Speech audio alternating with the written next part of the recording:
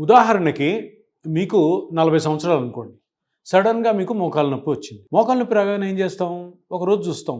ఒక రోజుకి కూడా తగ్గకపోతే ఇమ్మీడియేట్‌గా మెడికల్ షాప్ పోయి ఒక పెయిన్ కిల్లర్ తెచ్చుకుంటాం. అడుగుతాం వానికి. మెడికల్ షాప్ వానికి నాకు ఇట్లాగా మోకాలు నొప్పి ఉంది అంటే ఒక పెయిన్ కిల్లర్ రాసిస్తాడు. పెయిన్ కిల్లర్ వేసుకుంటే వెంటనే తగ్గిపోద్ది. తగ్గిపోయిన తర్వాత ఒక 2 రోజులకి మళ్ళీ నొప్పి వస్తుంది.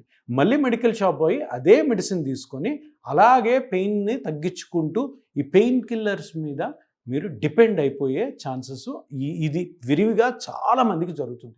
చిన్న చిన్న ఊర్లలో అయితే మెడికల్ షాప్ వాడే డాక్టర్ అయ్యి ప్రతి నొప్పికి కూడా మోకాలు నొప్పి అవని, నడుము నొప్పి అవని, షోల్డర్ పెయిన్ అవని ఈ పెయిన్ కిల్లర్స్ ఇవ్వడము, పెయిన్ కిల్లర్స్తో నొప్పిని టెంపరరీగా తగ్గించుకోవడం. దీనివల్ల జరిగే నష్టం ఏంటంటే పెయిన్ కిల్లర్స్ మీ నొప్పిని తగ్గిస్తాయి కానీ లోపల జరుగుతున్న ప్రాబ్లమ్ని అవి ఎప్పుడు కూడా తగ్గించలేవు. కాబట్టి మీ నొప్పి తగ్గి మీకు టెంపరరీగా ఉపశమనం కలిగినా కానీ లోపల డ్యామేజ్ ఎక్కువై కొన్ని రోజుల తర్వాత ఈ పెయిన్ కిల్లర్స్కి పని చెయ్యకపోగా పెయిన్ కిల్లర్స్ వల్ల జరిగే నష్టాలకు మీ బాడీ లోనవుతుంది.